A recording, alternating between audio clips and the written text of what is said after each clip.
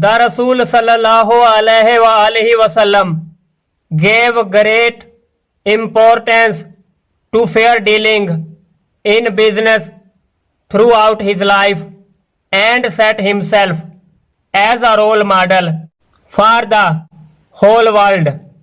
रसूल अकरम सल्लल्लाहु अलैहि वसल्लम ने अपनी सारी जिंदगी कारोबार में मुनसिफाना लेन देन को बहुत अहमियत दी और पूरी दुनिया के लिए अपने आप को बतौर रोल मॉडल पेश किया. Many incidents can be quoted from the life of Rasul Hazrat Muhammad sallallahu alaihi wasallam to show how just and fair he was in his business dealing with other people.